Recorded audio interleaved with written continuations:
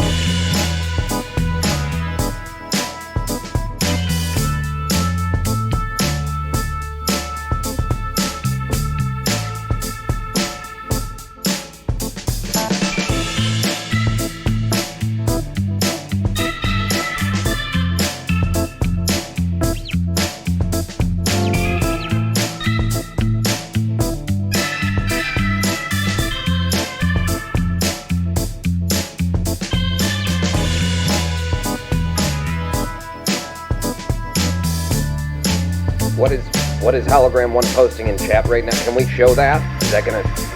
are we gonna be demonetized?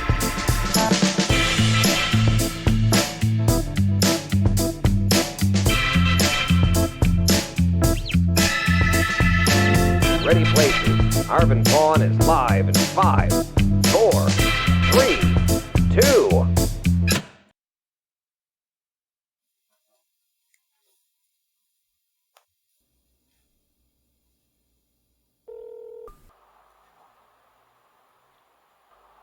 Hello? Harvey? Key in, please. Harvey? Is that you? Key in, please. What? Harvey, it's Pawn. Key in, please.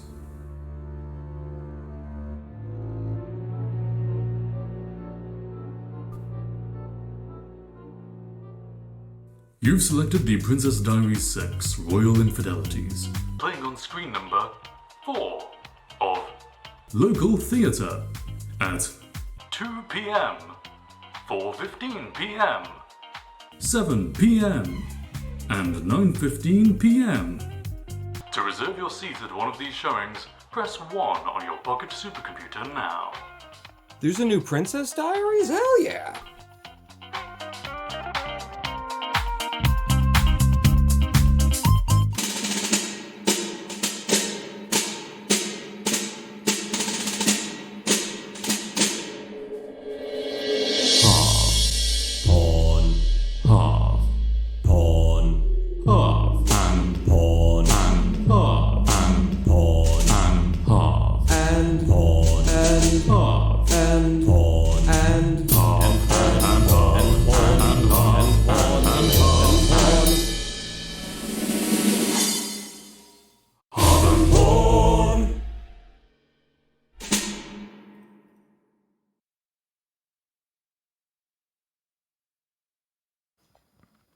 Hello, I am the Ronin Pawn.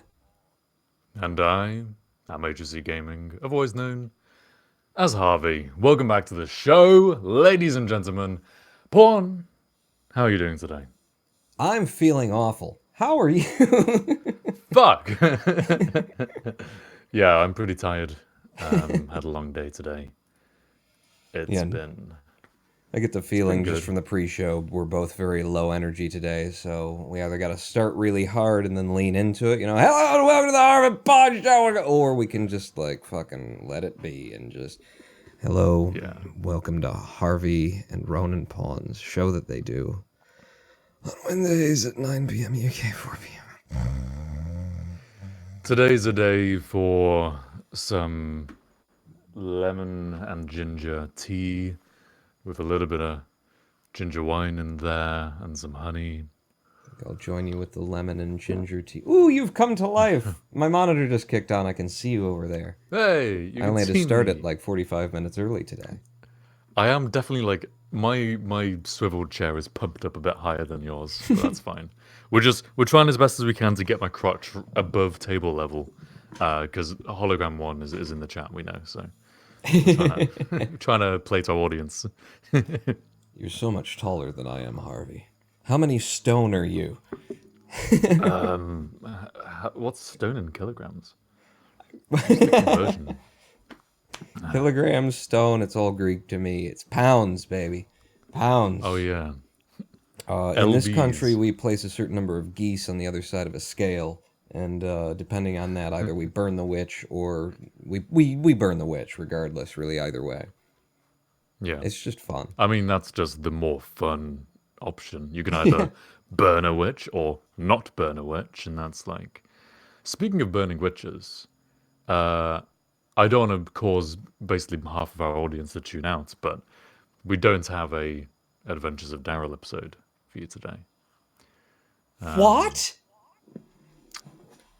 Or do we? Wait. Do we? No, we don't. We don't. No, we don't. No. I'm just going to shift this over to you because I forgot to do something with my green screen. So you hold up the entire show. You're going to make me explain the deficit in content this week? I'm still here. God damn it.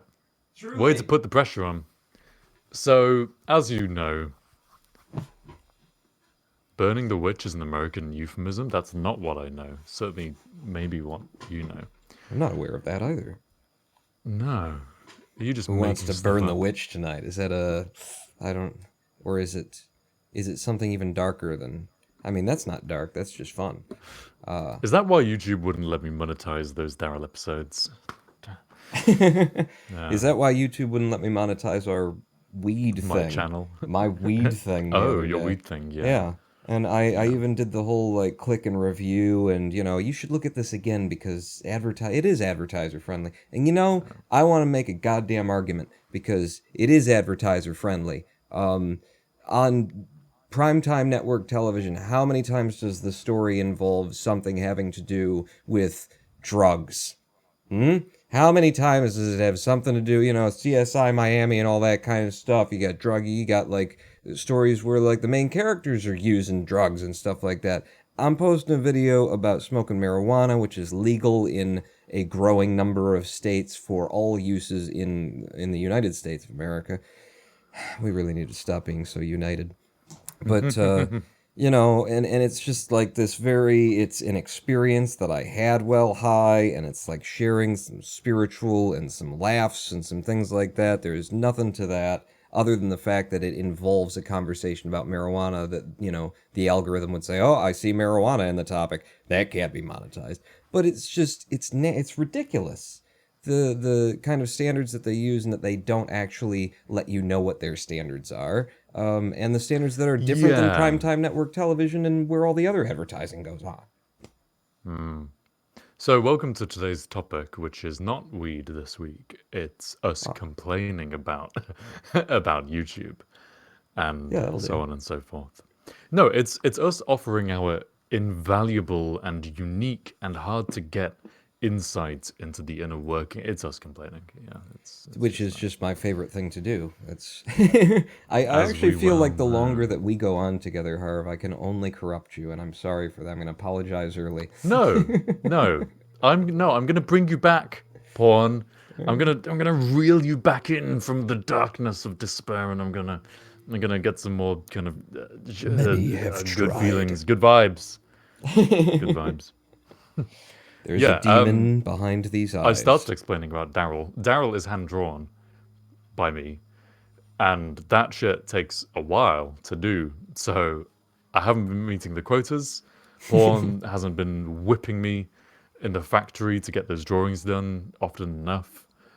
I'm that is thinking not about hiring Hologram 1 and RMAJ if he shows up in chat to handle the whipping from now on. I think they'd be more comfortable with it. Yeah. I got to get my creative juices flowing, so I do tend to work naked. I hope that doesn't disturb anyone. Oh, that's not going to disturb either of them.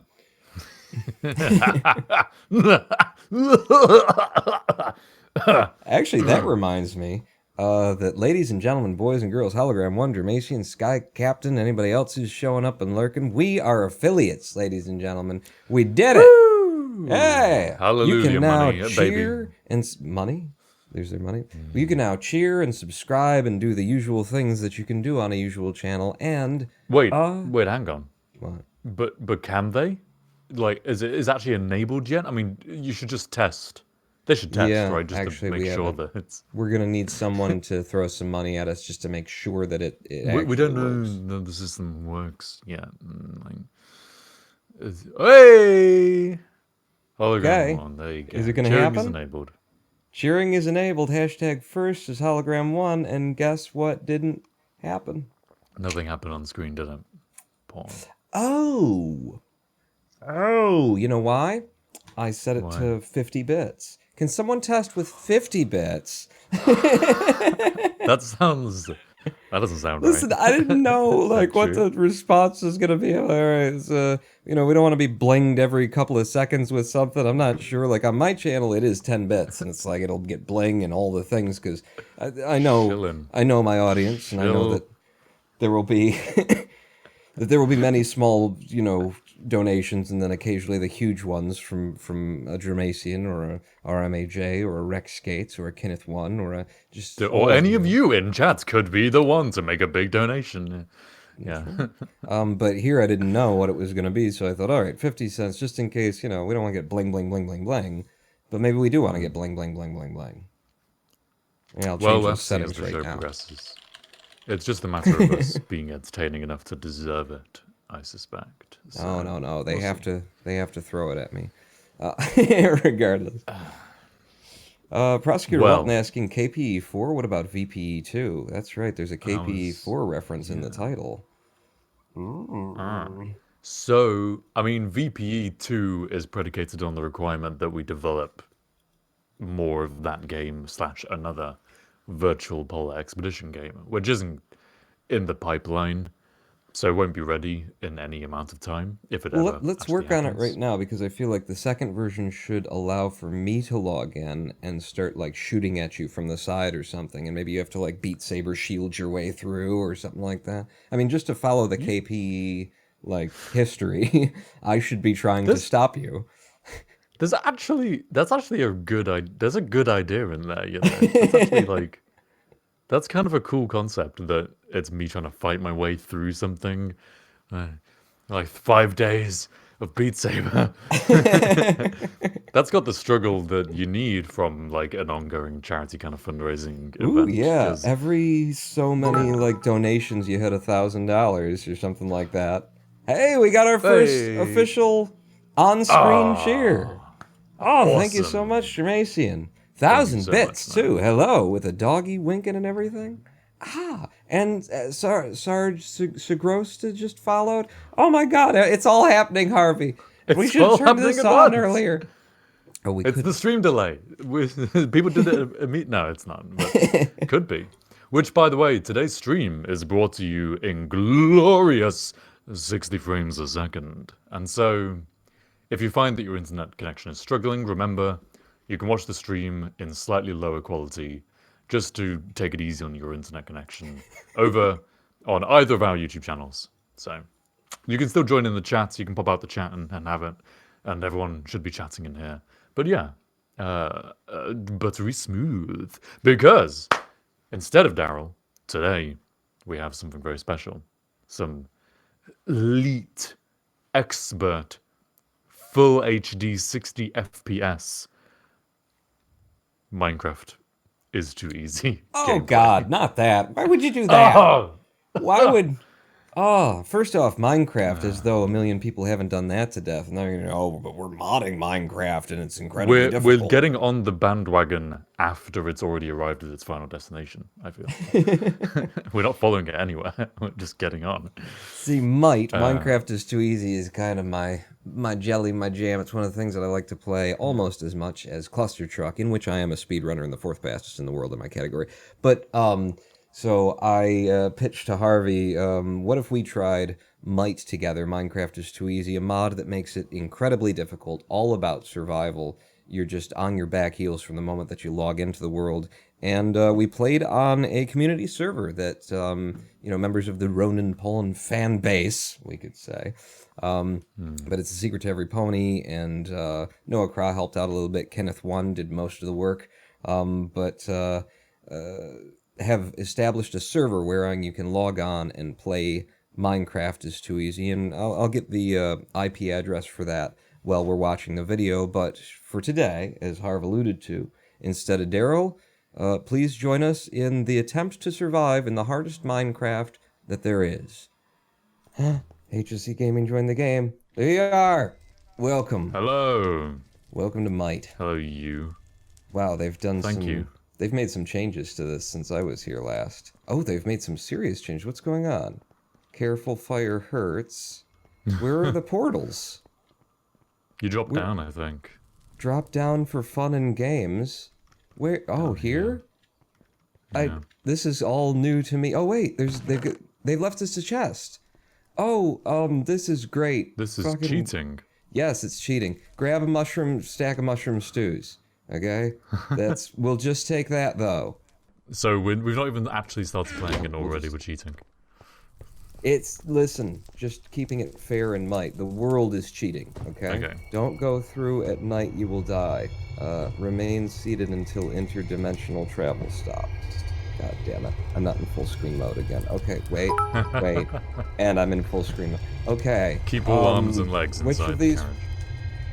Which portals? Okay, so not, let's see, mountain jungle. Don't go through the desert plains. Okay. Forward or left, your choice.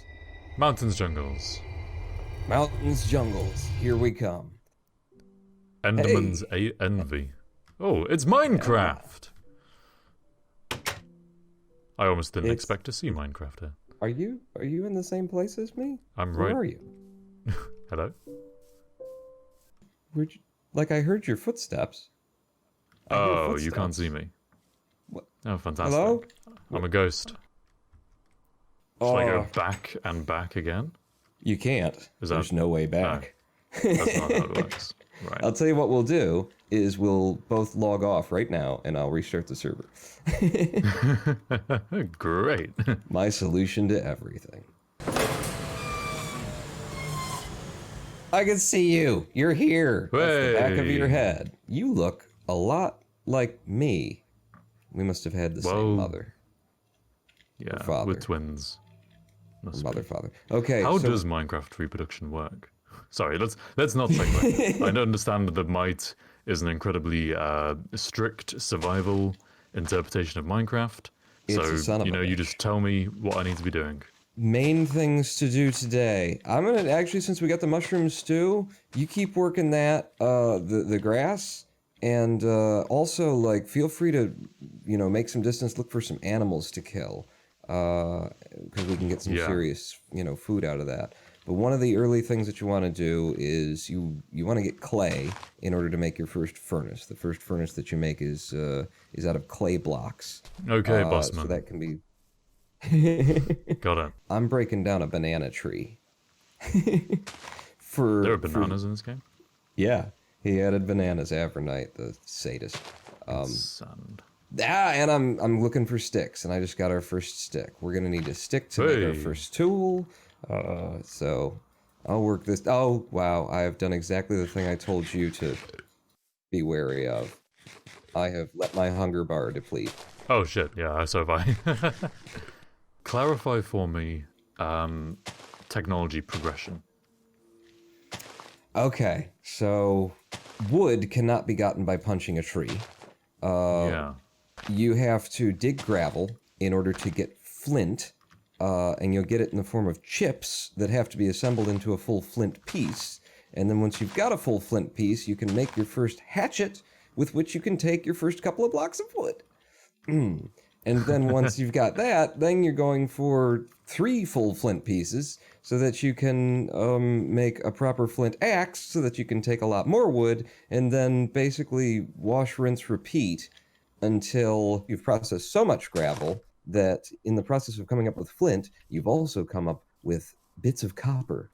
Oh, you can find copper in gravel. But what you need in order to make your first pickaxe is 27 copper bits, little copper nuggets, so that you can put 9 of them together. Oh god, it's raining.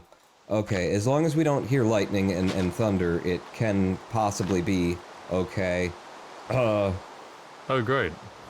This is not good. What are the chances of getting hit by lightning? Is that raised? Maybe. I've definitely been hit by lightning and might, well indoors. We've been collecting food, but we haven't collected enough. We're screwed. I didn't see you killing any animals, and I haven't killed any animals. No, I didn't find any. Also, I'm on half a hunger. Okay. Yeah, you could have a mushroom stew if you wanted. The 4 nutrition will put you back up to most of your hunger bar. I would say something very noble about, I'm not a cheater, I want the real might experience, but I am vaguely aware of what the real might experience implies, and so fuck that. You know what? Also fuck, actually, since you're over there, check that banana tree one more time, see if there's any sticks that fell around the stump of the tree, and then I am searching us out a home. Ideally, I'm looking for like a chunk in the side of a wall that has gravel in it that we can start digging, and then we'll be doing 2 things at once. You know, we'll be accomplishing going through the gravel and getting the next thing that we need, while also digging ourselves out a solid home for the evening. Yeah, is it, does gravel work like in Minecraft, where if it doesn't give you what you want, it just gives you gravel, and then you can place it again? Yes, exactly that. So we'll just spend the night recycling gravel. If we could. If we can find some. Where are you now, in reference to that banana tree? Still at the banana tree. Okay. Banana tree? Oh, I'm here, hello. Okay, Hello. we are totally fucked. We have waited too long, the sun is going down, we're both going to die. Let's just stand in the spawn cobblestone hut. Okay, wait, we got a chance. We've got a chance. Okay, fucking dig like you're like, well, we can't really both dig at the same time. But no, we can't. We can try. I'll do the one yeah, behind if you dig the one below me, don't hit me. Sorry. Not intentional. You don't want to be punching me. Okay. Yeah, it looks like we're still gonna be fucked. Okay, yep, step into the cave. Step into the cave, Harvey, as deep as you can, past me. I'm out of things. Oh, I'm out of things. Blocks. Okay. I have no blocks at all. So, I found some wood when we spawned into the world, that was just sort of there in that chest. I shouldn't have taken it, but I did. So we're safe for the night. Kind of. We do. Yeah, I was going to point out the mysterious appearance of wood. There was just 2 blocks. There's nothing I could have done. I could have made a bunch of sticks. We can still make a bunch of sticks tomorrow. Oh, let's cheat. Since we're here and we got nothing to do, and we literally do have nothing to do overnight. There's Harv, gravel. This is what night looks like. Oh yeah, gravel. You're so much smarter than I am. I was going to teach you a trick though. If you look at me, well, finish your gravel because you don't want to waste your energy. Yeah. But if you hit the Z key, you will zoom. By which I mean the Z key for. I was just about to point out that you said. Wait, was that dirt that just dropped? I'm struggling to see in this lighting, but. I'm pretty dirt sure drop? that was gravel. Oh, we should also. we should tell the people watching, too, that we can't turn the light up. Oh, shit, we've got a hole to the outside there. Okay, I just put it back. Is Yeah, there 'cause more that was natural gravel light coming in. any other direction? Oh, is this gravel? This is gravel. I can just barely see. Classic Minecraft 101 is always dig straight down, right? Yes, directly under you. Safest thing you can possibly. Hey. Oh, flint. One nugget, one Hey. chip of flint. And I've got one, too. Holy Okay, moly, look at this guy. is gonna... Oh, no, we're fine. I got two! We're one flint wait. chip away from our first hatchet. Harvey. Fantastic. In fact, I'm gonna throw my flint chips at you. Oh my god. You seem to be slightly less frazzled than I am. Probably because you don't know the entirety of the horror that awaits you. Yeah, no, I've only ever experienced which is this good. secondhand on your streams, so... I do have something to point out, though. Whilst we spend the night in here together, I think this is a great opportunity to really get inside your head.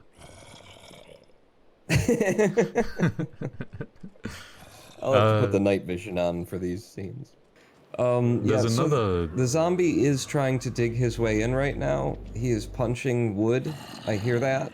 So he could come through at pretty much any point. If you've got a But there's block nothing of we can something. do about it, right? Well, no, not really. No. Not really, no. And so there's no use worrying about it. Oh, is that okay? Never thought of it that way. You should.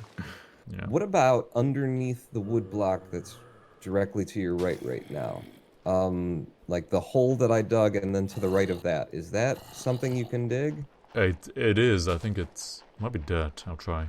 I can't tell what it is from here. I keep looking at it. Yeah, it's far too dark right now. So did he Yeah, and completely there's no remove? brightness setting. Yeah. Oh, fantastic. Hey. Oh, hey! Oh shit. Hi! Okay. Okay. So maybe I shouldn't have said to dig that one.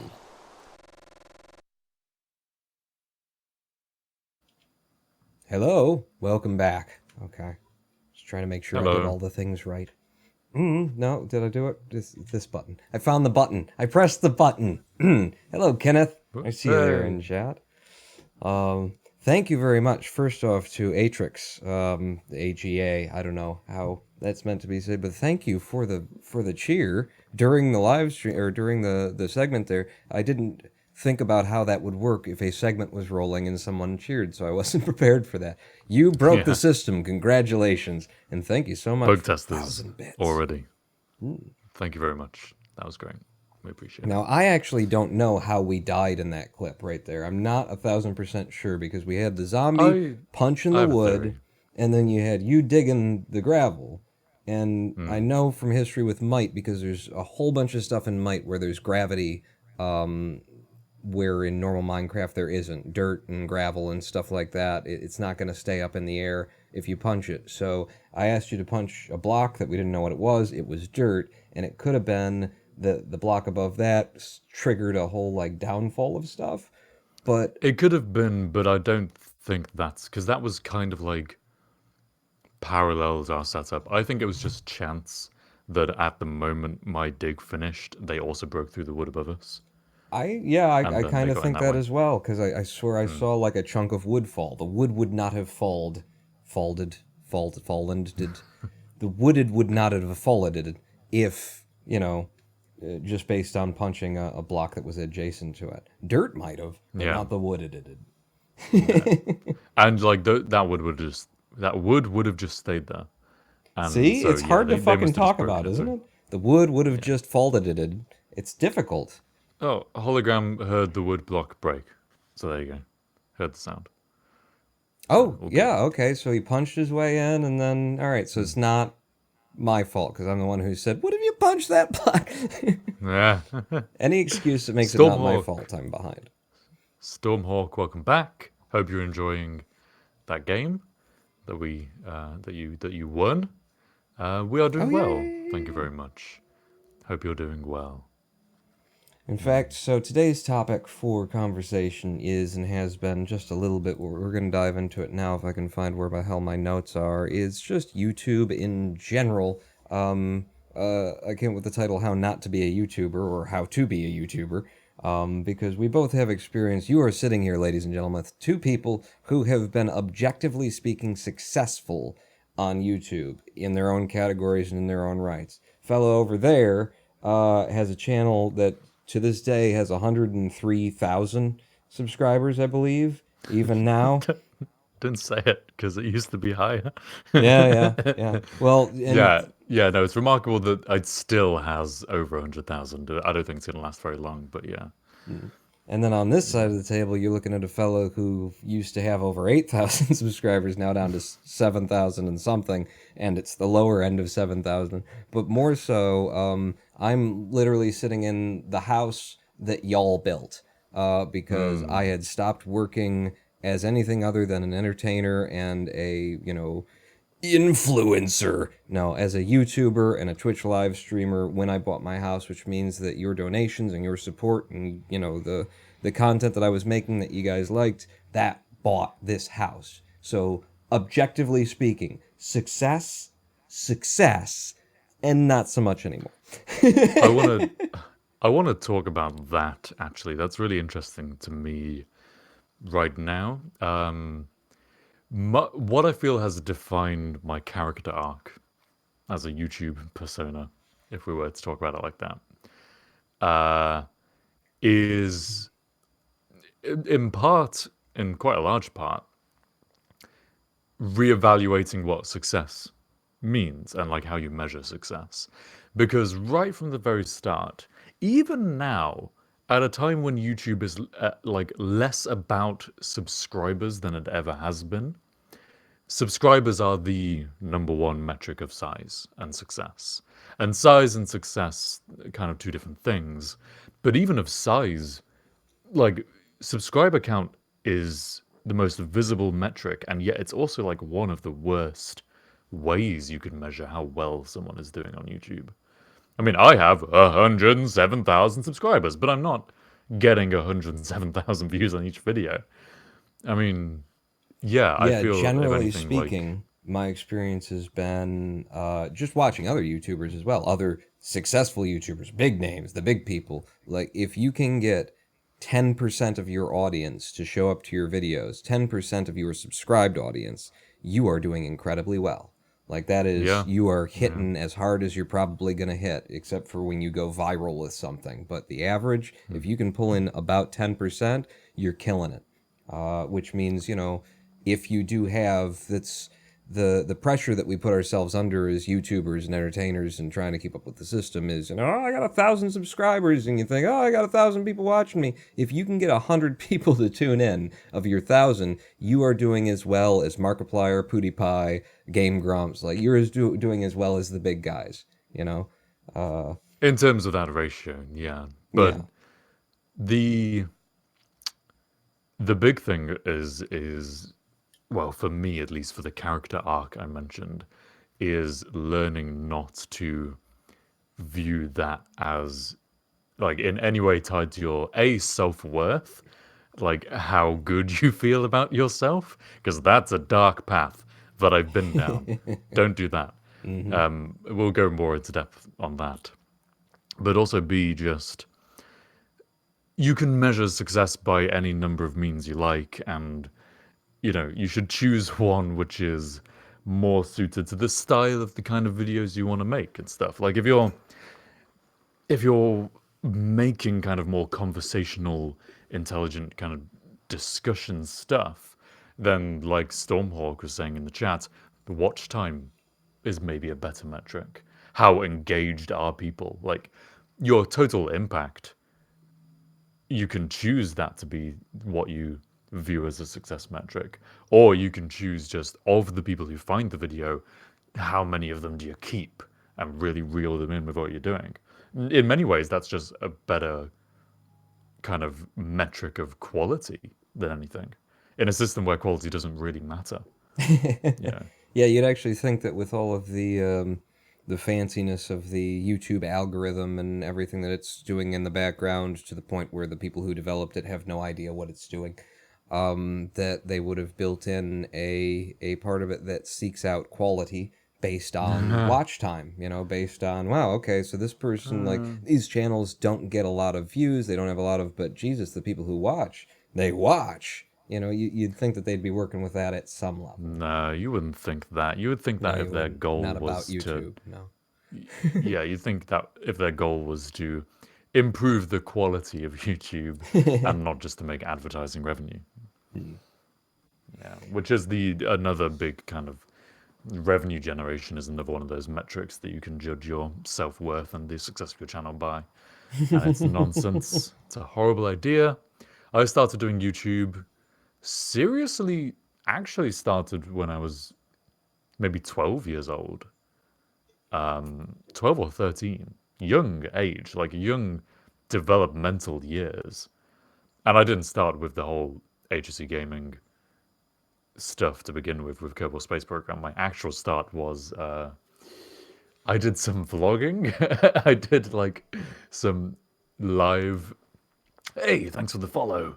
I did some live vlogging stuff, which no one ever watched because I was a 12-year-old talking about the beanie that I got for Christmas, And then when I realized that I was terrible at that, I started doing. I was playing a lot of RuneScape at the time, and I would create essentially machinimas. If you remember those, like all those machinimas that I guess Machinima made, where I created this story and kind of voice acted different characters and tried to cut together this narrative. It was horrible, terrible shit made by a 13-year-old, but it was like creative, fulfilling stuff. Never really caught any traction. I think I got a couple of hundred views at most. And then it all kind of died down. And then I started, thanks again for the follow. And then I started HSC Gaming, originally with Minecraft, and then Kerbal Space Program. See, now on my list of things to ask you about is what was your first big video in your own mind? What is the first, like, takeoff moment? I got views, people are watching, holy crap. Yeah. In my own mind, I don't know how well this correlates with reality. It was the reality is artificial gravity overrated. ring thing that I made. That was the first. I think that was the first one of mine that anyone.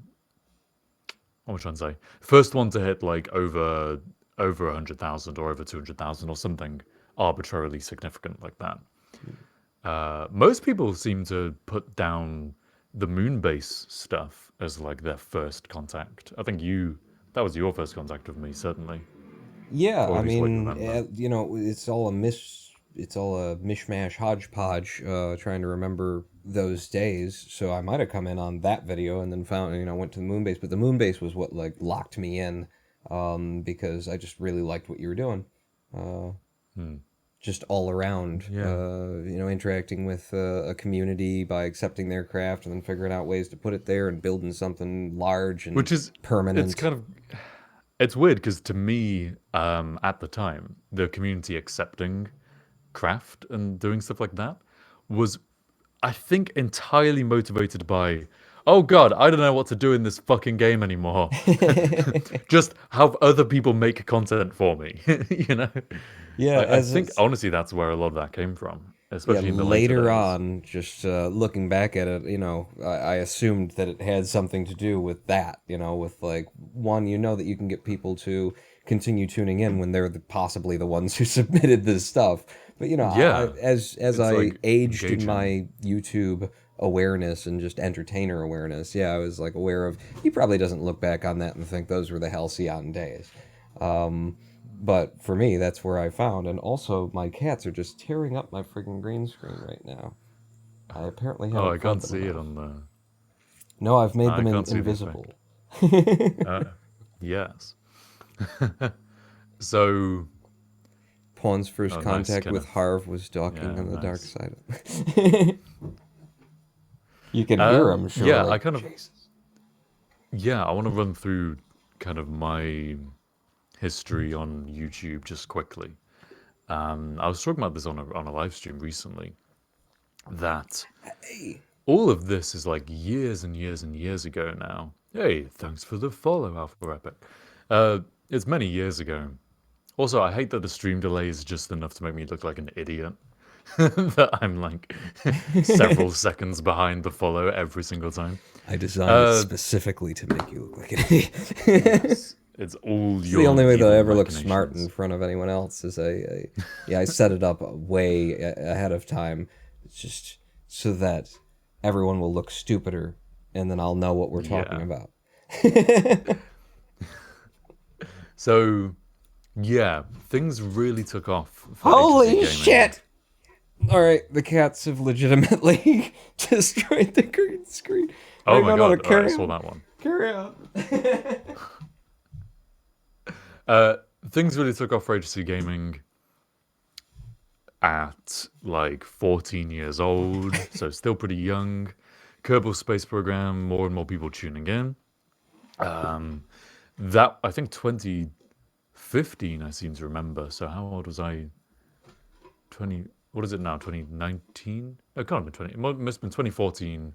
So 5 years ago. So yeah, I was maths 16 years old. Oh, okay, I thought I 16. was younger. 16. 16 years old was the golden year where one of the things in Porn's talkie notes for this episode is what was the month in which you made the most ka-ching. And yeah, it was during that year. There was one month I think I made like certainly over $1,000 in one month, which for a 16-year-old Yeah. just in his bedroom making videos, like that's success. That's For like anyone. that's enough that I could have made it a part-time job or a full-time job, And those were the thoughts that I was having. I was really riding that what I perceived to be a wave and not a bubble. Yeah, I was just riding it all the way to the top, man. And I thought this is what I was going to be. The narrator with the cool voice, making YouTube videos, working from home, living that YouTube life. What 12-year-old And Harv always wanted. yeah, what I always aspired to be. Then I got bored of KSP, basically. My creativity ran out. It was like the various pressures, which I mean, it's kind of generic. I don't. There's no need to go too much into it, but stressed that I wasn't being original enough was the crux. I felt like my production value was getting higher, but it had to keep getting higher. So I was recording for longer and longer and longer to make fewer and shorter videos. Like spending 24 hours live streaming, trying to record stuff to make a 20-minute KSP video. And just all that. I just was burning out incredibly fast. So I kind of finished that burnout process. I started a whole load of YouTube series. Like there was The Last Project, to Every Planet and Back. I think another KSP test pilot thing came back for a while. What was that? Later on, started a career mode. What was the Minecraft but in space star something too? Because I played Star that. Made. All right, that was Starmade. good. Star Made Yeah. was just fun. Yeah. But no, my point is with those series that I started a whole load and didn't finish them. Like I just got bored because there was so much work that I wasn't enjoying, and that made me really insecure about. I don't have the capacity to finish anything that I start. Like I just felt like I was betraying people. And yeah, it just grew too much. It became too intertwined with like my idea of how good of a person and how valuable I was. Yeah. And then just something snapped. And I decided like I can't do this anymore. I don't want to be playing KSP. Hey, I'm like a super talented voice person. I should be able to make any game and people will watch it, right? Because people love me. And so tried to make other games and like didn't enjoy it as much and didn't nearly get as many views on it, obviously. And that was crushing, really crushing. But I just couldn't go back to doing KSP. I didn't have any ideas that I thought were worth the time to make the videos. And I just didn't want to feel like a hypocrite. And just, yeah, a whole load of really, I mean, this is an interesting talk to have after last week's podcast about you are not who you have been in the past.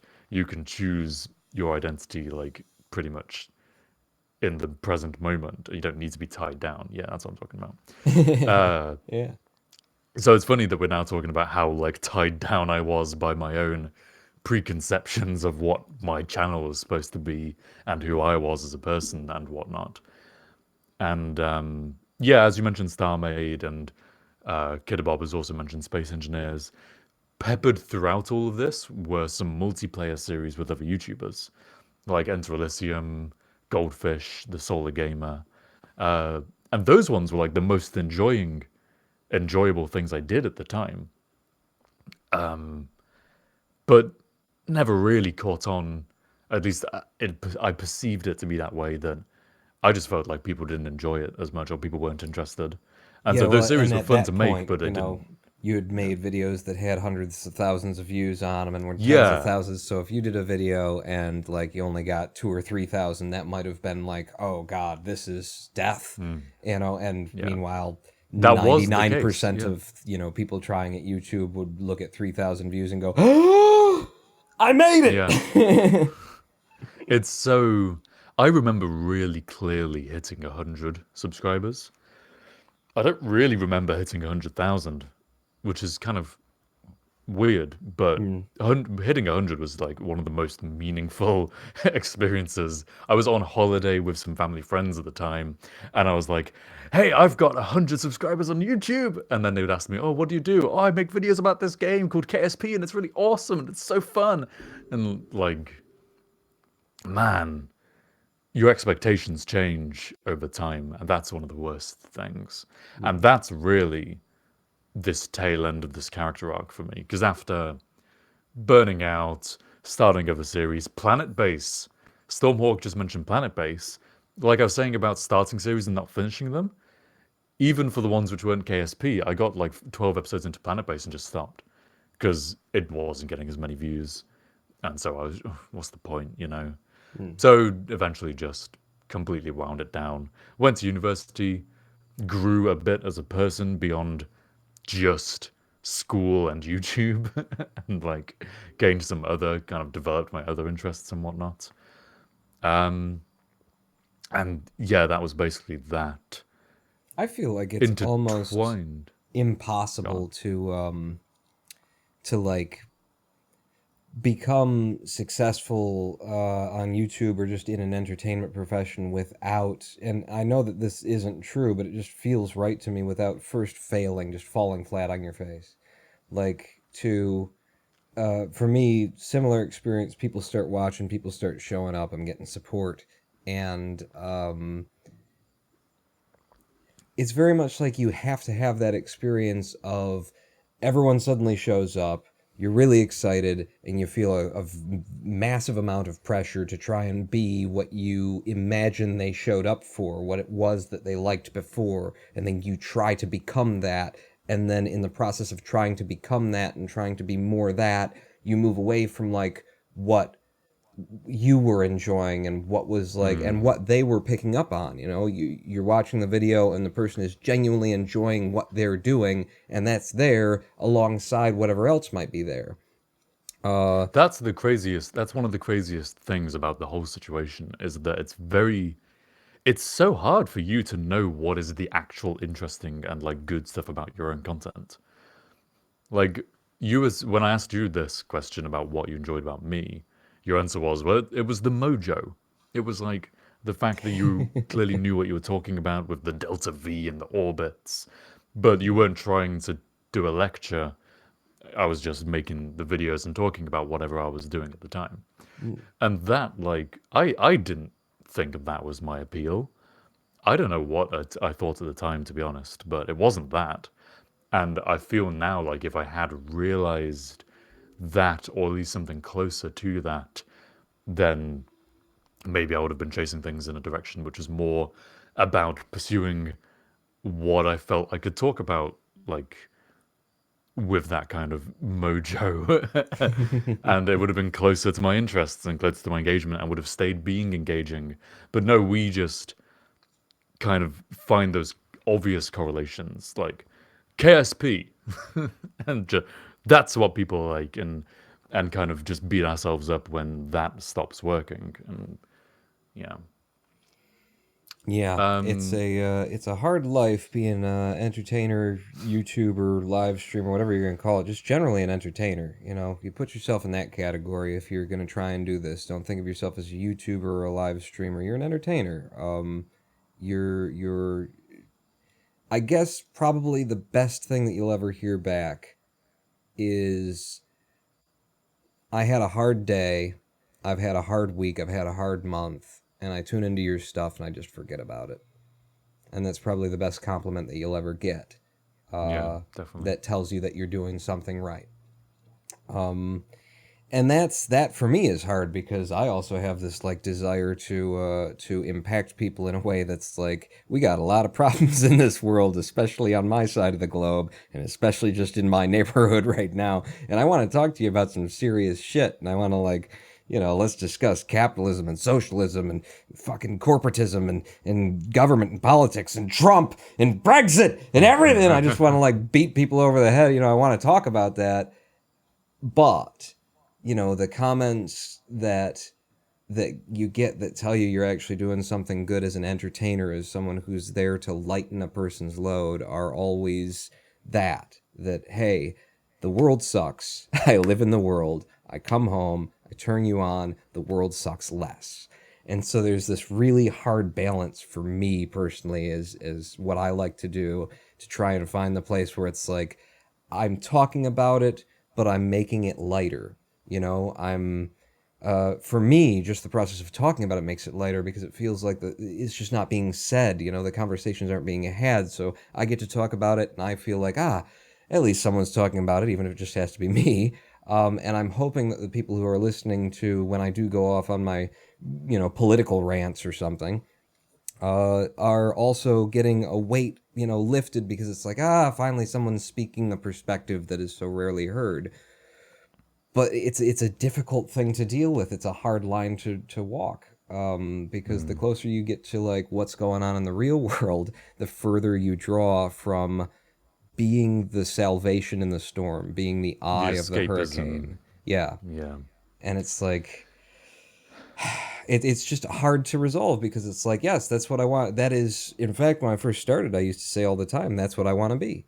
I want to remind people that everything in life that you think is so serious is not. That it's just you believing that it's really, really serious. And the truth is, like, the stuff on the news and the stuff, that they're beaming into your house over the internet and marketing and advertising to you and putting in the Google ad links is there. But it's so much less real than just walking out your door and seeing somebody walking down the street and going, hey, how's it going? Good day, right? Yeah, we haven't had weather like this in a while. Like that little interpersonal connection. So many days I have felt like horrible. Walked outside, somebody's walking in front of my house, and I just wave to him, say hi, and it just changes my whole day because this is real life. This is real life, and what you get over the media is sensationalist drama. And it's not that it's not happening, it's not that there aren't bad things out there, but they are trying to make the bad things out there as bad as they possibly fucking can be because that's what keeps you, tuned in. And they give more time to it and stuff. So, yeah, it's a hard balance to draw. Do I, like, be the relief? Or do I talk about it? And I guess for me, I'm trying to find a place in the middle where I can like relieve you by talking about it because it's so fucking ridiculous. Let's make some humor out of it. Yeah. I really feel what you said about, you can be having a bad day and then you kind of have a personal just interaction with someone and like that just kind of starts everything being better. And it's really difficult to get that as like get a digital surrogate of that. I've had some really funny videos which have had that, but generally I find watching a video has a very brief kind of effect in that way, like a few minutes. And it has to be a really good video even for that sometimes. But there are days when I'm going to work now, and if I'm already in a bit of a bad or just tired kind of mood, and if I don't talk to anyone, I'll just feel really crap. But if I can just like, just, hey, how was your night? Do you do anything interesting over the weekend? Like, just something, it doesn't have to be meaningful in its content, but it's meaningful in the fact that like you interact with someone and had that, you know, Well, and it's nice to engagement. just, yeah, turn it out of your own head, because if it is a bad Yeah. day, then it's because you're in your own head. You're worried about this, you're thinking about this, you're thinking about that. When you know, engage someone else and be like, what's going on in your life? And then, and this is crucial, don't follow it up with, this is what's going on in my life and it My life. sucks. Yeah. Yeah. If you just Oh, engage well, it's nice someone that else, you're having a good day. Well, my life fucking sucks. yeah, genuinely and openly, and actually like just let yourself fall into their story, you know. When Mr. Rogers, Fred Rogers, was it, when Mr. Rogers died, Yeah. everybody said about like their stories about him where he was just the sweetest man, because he would sit there and he'd ask you about your life, and then he would just listen to you for 20 minutes. He'd just listen to you, and people were like, oh, he was the sweetest person in the world. And it's like, yeah, you know what Fred Rogers was getting out of that? He was like totally invested in your story. And it was like, I don't have a me to worry about. I don't have a career in entertainment. I don't have a worry that I'm leading children for, because right now in this moment, I'm 20 minutes into, you went to the grocery store and there was this cute guy, and that was, and it's like, this is where I am now. Life is fine, Yeah. you know? There's no sexism in the White House. There's no, you know, it's not happening, because right now I'm right here with you, and this is absolutely real. Yeah. Yeah. I So, get those feelings. And it kind of all ties back into what I wanted to get around with like the character arc bollocks I was going on. Um, so I've just seen that in chat. That's pretty cool. Uh, oh yeah, yeah, that is that's cool. cool. Um, Thank you for the follow, by the way, Mount Pine, if that's how yeah, it's said. tying back around to self-worth and valuing things based off of numbers and metrics. There was this TED talk by famous actor Joseph Gordon-Levitt. I think that's his name. I'm not. I don't care. Levitt is He was giving a familiar. TED talk, and it was about how craving attention reduces your creativity from his perspective. Mm. And yeah, one of the really powerful things he said, which wasn't even intended to be powerful, but it just kind of hit me, was yeah, like I have 4 million followers on Twitter, but that's never made me happy. And like there are people who are way bigger than me who I'm really jealous of, and I wish that I could have 5 million like they do. But when I reach 5 million, I don't go, oh yeah, oh man, Yeah, the I'm goalpost happy just now. immediately moves. You never. That's why like the 100 thing was more meaningful than the 100,000. You never reach that, and so that should be like the first sign that there's no. Oh, I'm chopping off my hand every time I do that. That should be the first sign that that there's no point chasing metrics because you're never gonna reach a kind of. You don't reach a state of like, this is good. I'm satisfied with this. When you the most like kind of satisfaction you get out of being an entertainer, being a creative, is when you stop asking people, like craving the attention of other people and the numbers. It's when you ultimately pay your attention to what it is that you're working on, to your craft, whatever it is, and really focus and just single-mindedly, like getting lost in listening to someone's story and focusing on that and being invested in it, being invested in your craft and producing something that's just like that represents what it should and just is just great, you know. Well, and And here's a it's thought not that the I've had way. recently too, is that if you get lucky enough to find that success, quote unquote, you know, if YouTube shows up, if the live stream shows up, if your audience, if the clients out there start buying it, you better damn well hope that you're doing something you enjoy when they do.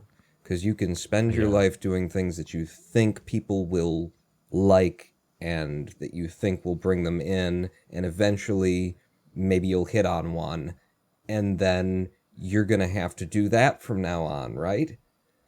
So you can either spend your life trying to meet the demands of the marketplace and trying to imagine what you think the marketplace's demands are, and then if they do show up, you will be locked into a life of misery where you continuously What's have to the do point? the same thing Why, that you don't why care about. chase that?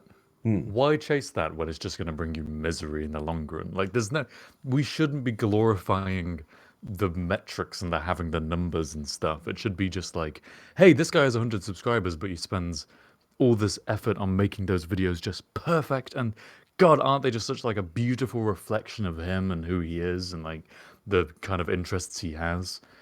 And I'm taking this in a very kind of artisan, like craftsman kind of way, but it's not. It doesn't have to be that you spend 1,000,000 hours perfecting a video.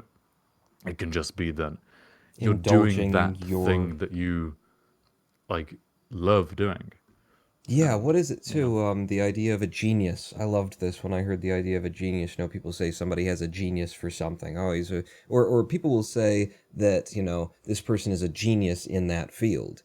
And what I learned was that the term genius for the longest time meant something more like a fairy pixel, or no, not pixel, a fairy pixie, like Pixie, it's its own thing. Like the genius exists and it embodies you. And we kind of took that and bastardized its intended usage and turned it into an individual has a genius, when the truth is that like the genius has you.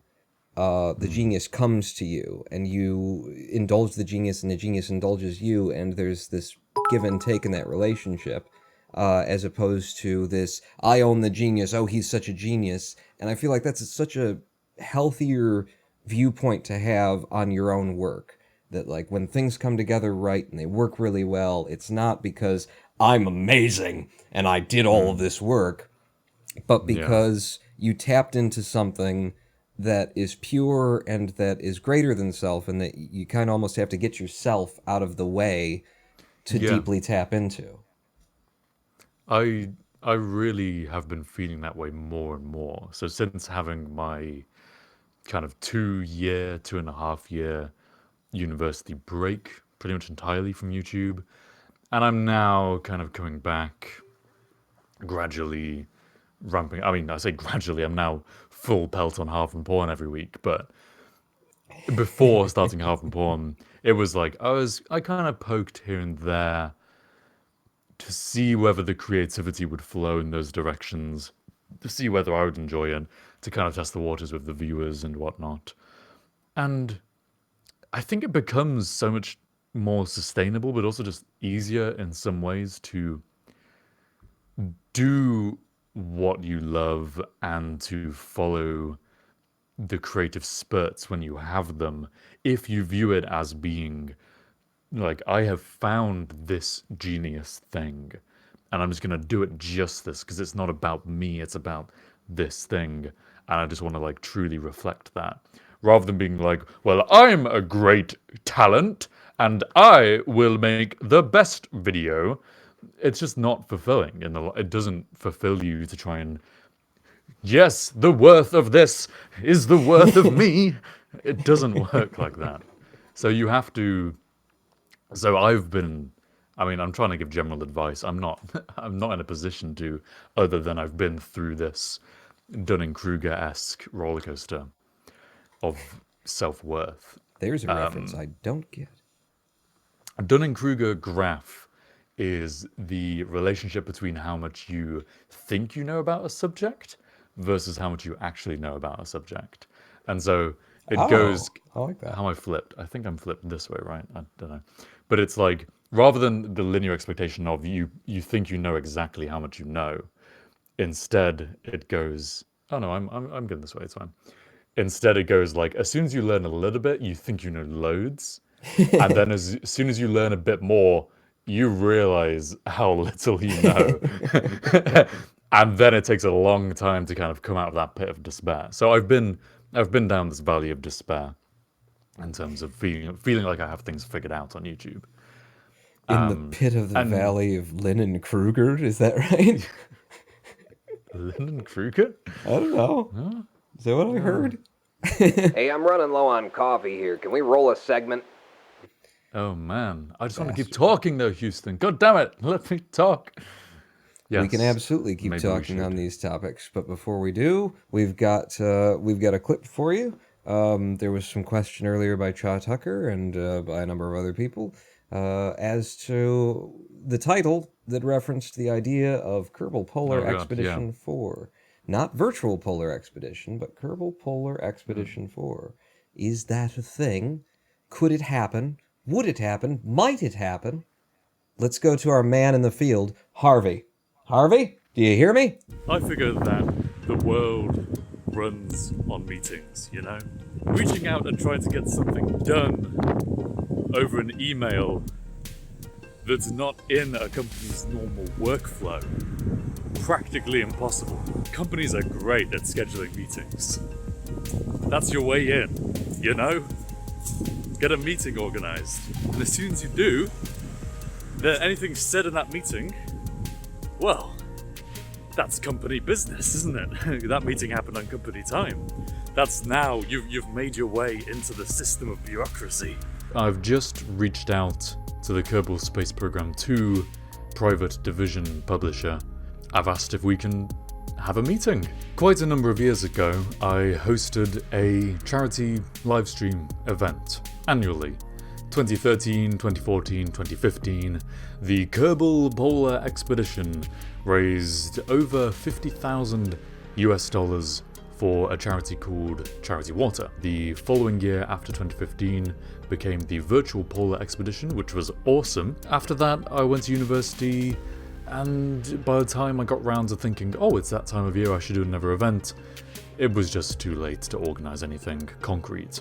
And developing an entire virtual reality game each year in the month kind of preceding it just didn't happen.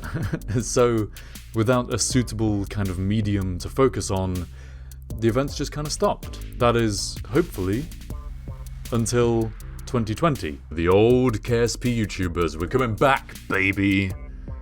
We're coming back. I've asked if we can have a meeting and talk about what a future charity event might look like and what they might hope for it to look like, what I'd like it to look like, when it might happen. Sent off that email last night, no reply yet. Not unusual, it's Friday, time zones are different, etc, etc, etc. It occurs to me though that meetings often have agendas. The responsibility for making sure that useful things actually get said in this meeting rests on me, because I was the one who suggested it. If I was just making a live stream, I don't need to contact the KSP Media press team about that. Oh, look, I'm doing a live stream. Okay, great. You do that, that's great. Please do. So why am I actually contacting and organising a meeting with the KSP team? Well, number one, I would think it would be pretty good if we could get early access to the game. That's like the number one most obvious reason to actually contact and reach out to the developers. On the previous events, we had, I think C1, I think his name was C1 Studios or something. We had him and maybe a couple of the other devs come onto the show. So if we could get that again, that'd be pretty epic. So, great. I've got reason to actually reach out to the team. There are things they can do for me. So what's the benefit to them? Charity is good. People like charity. From a business point of view, making charitable donations, marketing, it's great. And yes, marketing as well, doing big live stream events, publicity, etc., all that kind of stuff. So it's a good opportunity for them from that point of view.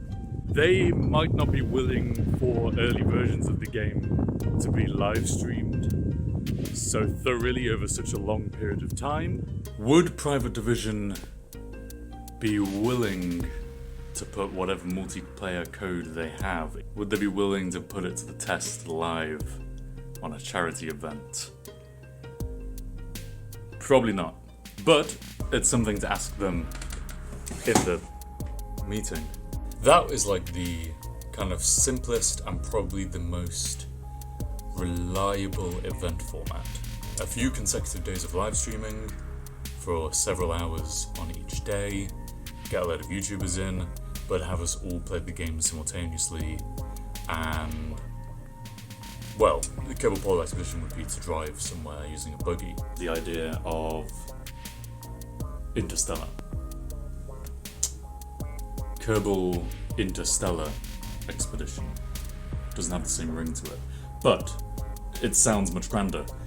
But space is very empty, so several days just drifting in space to a different star, not the most interesting content.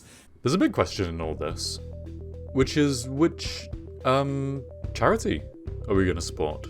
I think that's going to be a real matter of some in-depth research, actually. For personal reasons, you know, I'd quite like to support a cancer charity. I mean, 1 in 3 people, is it, know someone who has cancer?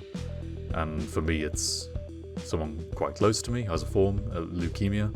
But regardless, I think one of the best charity choices is going to be a cause related to science and education. I mean, this is what Kerbal Space Program is fantastic for. It's part of like half of the appeal of the entire game, and half of why I think it's one of the best games ever made is because of its ability to teach you orbital mechanics and about space and physics, and just engage so many people with so much interest in astrophysics and engineering and STEM in general.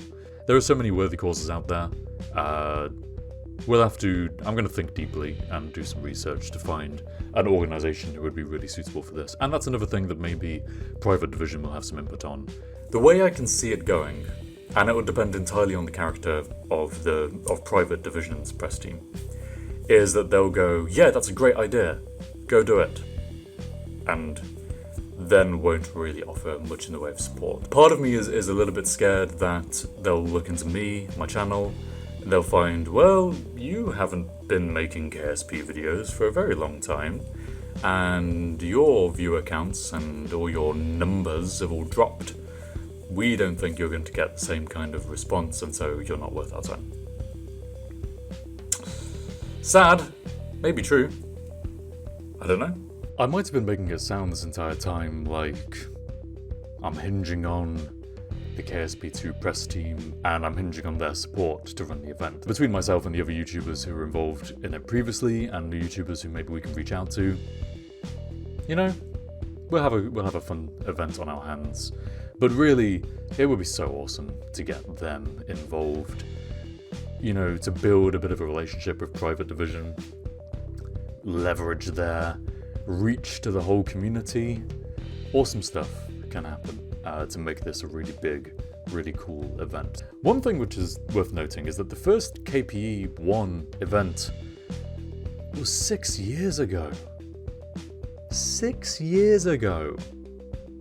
I'm 6 years older. I've got the old stubble going on.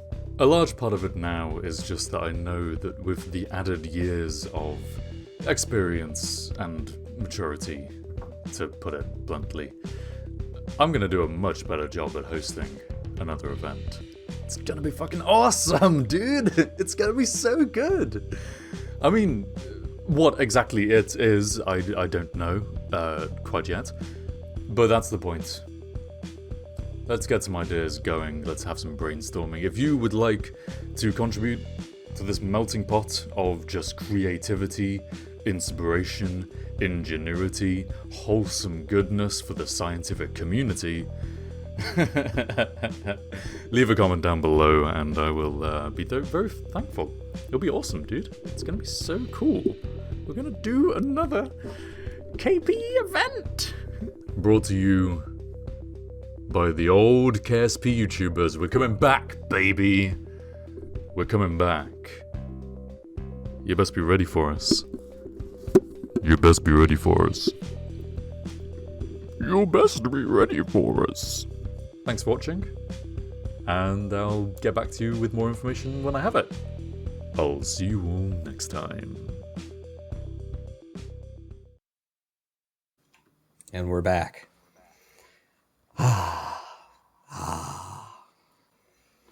Kerbal Polar Expedition 4 as a potential future for us all. Yeah. Yeah. Just there. Gonna happen. Hopefully. Probably at some point. That video was made over a week ago. Haven't heard back from Private Division.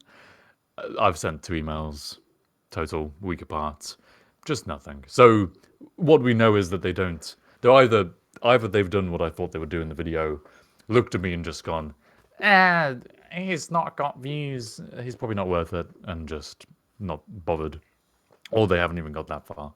Maybe they're just so inundated with KSP related emails now that they just, I don't know. Yeah, it skimmed actually over might it. be worth Who knows? resending it a little bit after because that's pretty close to their releasing KSP2 or announcing that it's going to be a thing, so I'm sure that they received a lot of people going, awesome.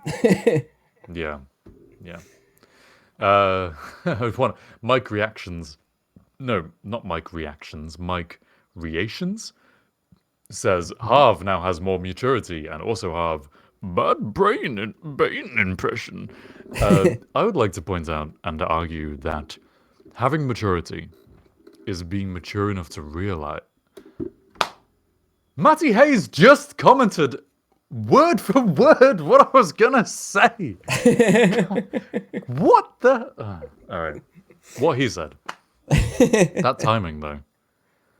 Well, on that note, however, we usually take ourselves a live stream break just to give you boys a chance to, not boys exclusively, but just to give you all a chance to pee, because we've had it sometimes during the break here. So shall we step away for 5 minutes, come back, and rejoin the Kerbal Polars / what it's like to be a YouTuber and the mistakes you will make conversation?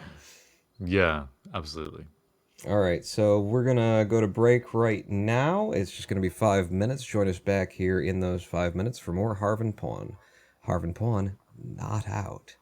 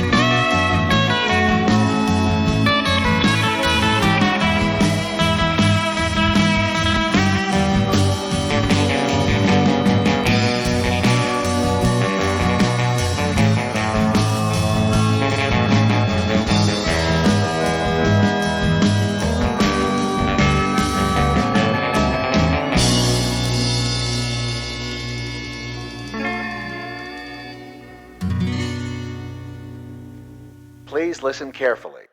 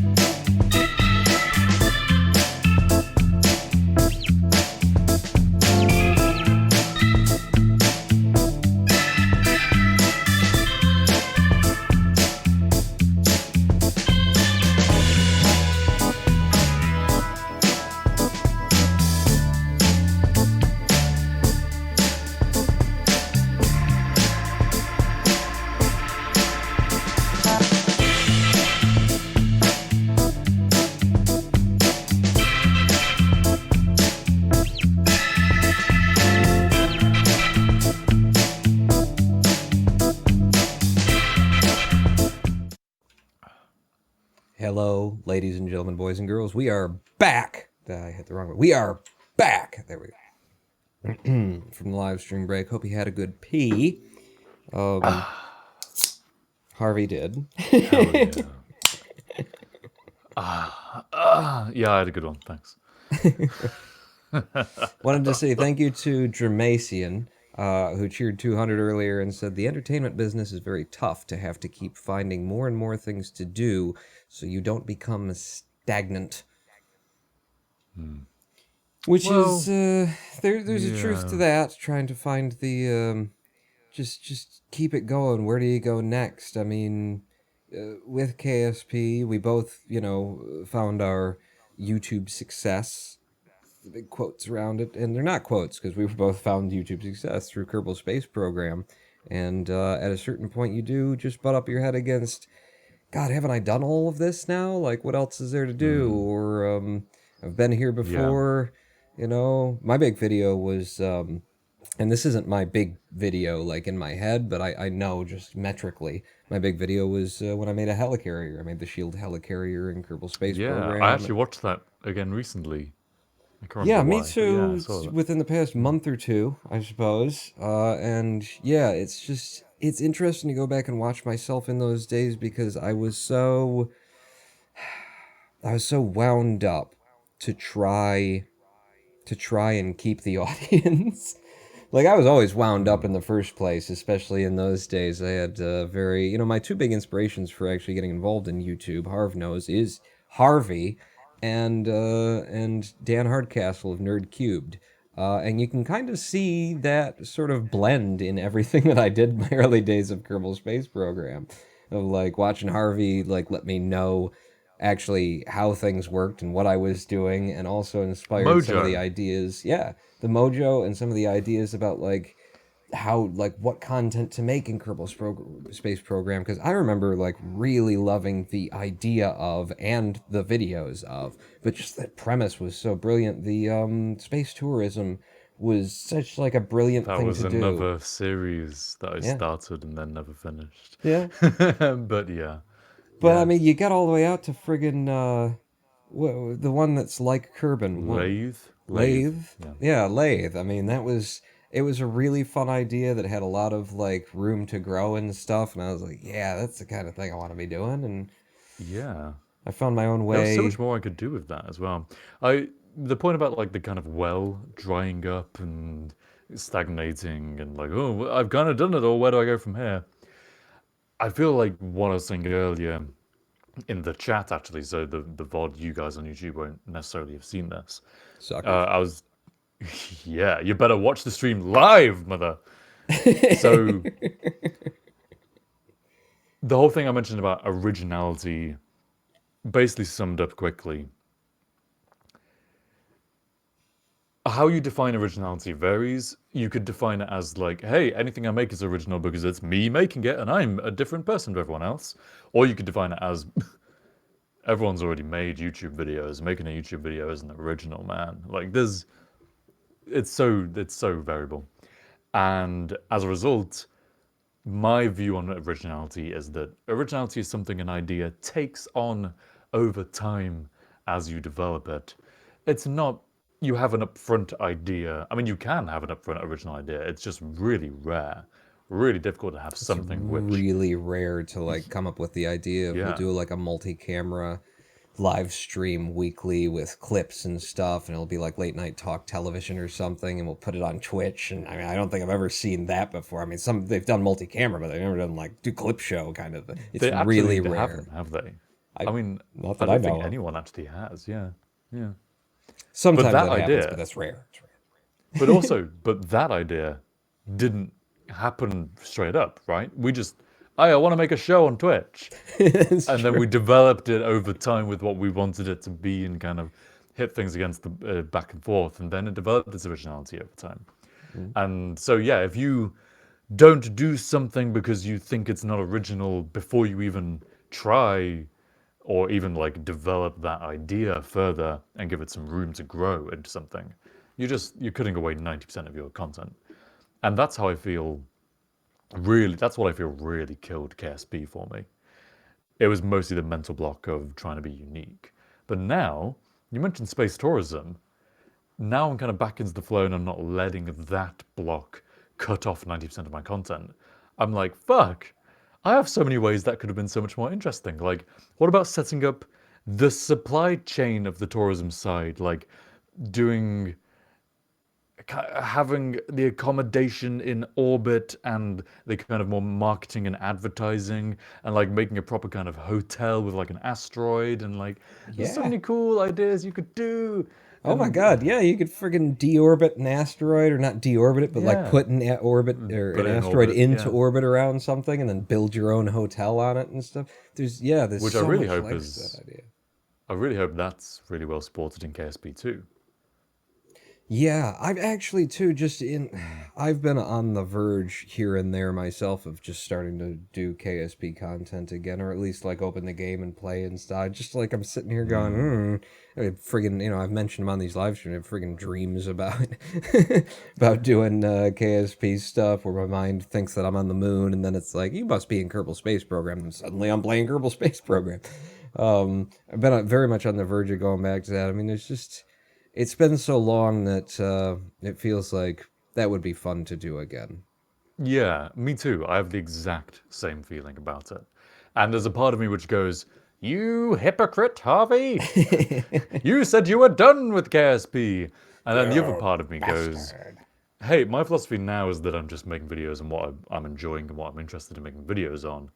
So I should be doing that if it's what I want to do, and I feel like it maybe is now. And B, fuck you, voice in my head, fuck off. And C, what was my point? I had another point that was really important. Fuck you was good. I liked fuck you. God damn it, it's gone. It was, oh, hypocrite.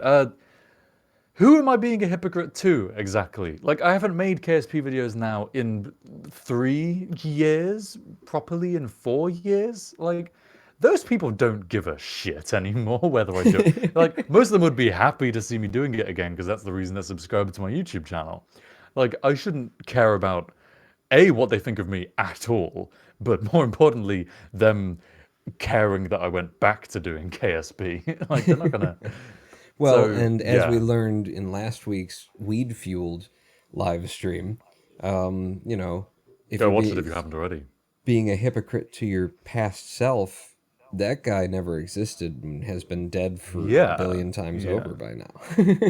Exactly. So it's only the present you should be concerned about, and the present you can be whatever you want you to be. So, yeah. And kind of tying up the KP4 clip you watched. So that's a thing I want to do, And I always intended for the charity live streams to be annual, but it just stopped, and it was all interrelated with everything else. But yeah, trying to get those YouTubers back from the old ones, trying to get YouTubers who were never on it. Like, I think Scott Manley did come on very briefly. I would love to get more interaction with Scott, because he's just such a cool guy. He's so, like, you could just sit there and listen to his knowledge and absorb it as much as possible and never be satisfied. That man has so much to give, and hopefully he'll give us some of his time, because I understand he's a very busy guy. But it'd be awesome to get him. It'd be awesome to get some of the YouTubers who are like more. They've replaced us now. Also, Hello, RMAJ. Welcome. Welcome to the stream. Hope that was a joke. RMAJ. Great comedic timing. Yes. Yeah, getting some of the brilliant. KSP YouTubers who are more now in the scene. Yeah, it's like a I whole mentioned, new crew. You know, back in our Yeah. days, Kerbal Media Group, where, representative of the Kerbal Space Program, different in our different eras, too, because I came in much later than you were. So, the person at the helm of that sort of went around and gathered together the Kerbal Space Program players that they thought were fun and, showing off the game in ways that they liked. And I think possibly with me, just that they liked. Like, the individual who was running the media group kind of liked what I was doing. I mean, it was silly, it was fun, it was bargain rockets. I was making rocket ships out of trash cans and fire hoses and things with that mod. The but barn. Bring back the barn. But yeah, it's a whole new, group now. Like, pretty much everybody. Enter Elysium has gone off and done whatever he's doing. Ryan the Solar Gamer is off doing what he's doing. Goldfish, we did Minecraft is Too Easy, the Might Migos together for a while there. And then I was really rude to him in an interpersonal chat about being late to a thing. And I feel like it was for, like, his own good. Because he had, very much like you, Harv, that's the thing, is like when you're talking about you had to like go away from it, and there's a whole bunch of things that had to do with that, and Kerbal Polar Expedition or Virtual Polar Expedition didn't happen on a yearly basis. Like, that's because you had to go out and live life, and you were out getting an education, and you were like just growing as a human being. And the Goldfish was in the same process. Like, he was at university and stuff, and me, I'd become a full-time YouTuber here, so I'm sitting at home going, all right, we got an appointment to start now, let's start now. And so, like, when we were going to get back together and do, like, an extra recording of that, and he was late, I kind of took it as an opportunity to, like, punch him in the shoulder a bit and say, what I actually said was, if you're going to be late to the first one, then what does that mean? But the point of it was to see if it was just a one-off kind of experience where it's like, no, I really wanted to be here, but I couldn't because, things went sideways. Or if he was going to use that, my punching him in the shoulder, as a way to say, you know what, you're kind of right. And that's the kind of thing that you want to do for people who you care about. Set them up, give them an out, because they need to have the opportunity to step away and say, you know what, this isn't what I need to be doing right now. I know this is what I committed to doing, that kind of thing, but like, if you care about someone, give them the space to recognize in themselves that I need space for me right now. And that's kind of what I was feeling there. So I operate on a very advanced level because of the Zen, and I will intentionally fuck with people in order to see if I can get them to, like, the place that they really mean to be. And sometimes it just completely backfires because I'm not good at it. How did that go down? Was he okay with what you said? Like, did he... Yeah. No, I mean, it went down exactly the way that it would go down between, like, two evolved people, because I've done this before with someone who's not an evolved person, and it doesn't work out well. But with Goldfish, like, I yelled at him about being late and said all the things, and he was like, well, and we yelled a little bit back and forth, which is what you're going to do if you start yelling. And then, like, within 5 minutes of the conversation, it was like, yeah, I think that's That's what we need to do, is just not do this right now because it's not the right time for it. It's very, do not practice this at home, kids. Do not try this. Did 3 he- years in a Zen But center. you were good. You were good though, right? Like you two are good now. Oh yeah, absolutely. Yeah. Absolutely. Alright. I mean, I still Goldfish is like one of my favorite people from the media group at this Yeah. point. Like, I wouldn't want to say he's my favorite because you're in the room. No, but you It's and okay. he. I won't get offended. I mean, Goldfish, I hold him to a similar plateau of He's nostalgic just fondness. so fucking sweet. Is the thing. He's honey in your mouth. He's just a sweet fucking guy, and he's so nice. And that's like jumping up and down on his shoulders like I did. I knew it would fall out right because he's a good Goldfish, person. if someone clips this bit and sends it to you, we love you, man. Come back. Come back. Like, Join I us. want you for KPE4. Absolutely. We need to get in touch with him. We should message him. I think, yeah, that would be great. That's kind of my job now, is for the KPE4 thing, is deciding on charity support. I want to open that to discussion somewhat, but I also just want to make sure that I'm really personally on board with the choice of charity. Because honestly, the charity water choice, which we gave so much money to that cause, it was a bit arbitrary. I was like, it was Total Biscuit had supported it. And, he was still alive at the time. So it wasn't anything like, we should carry on what he did. No, it was just that, hey, this is a YouTuber I really like. I want to do what he does. And that was I had literally no most idea. of the thought process. Total Biscuit died? You didn't know? No. I was. Oh, fucking hell, I never man. watched a lot yeah. of his content. I watched a little bit here and there, but I just didn't know. Yeah.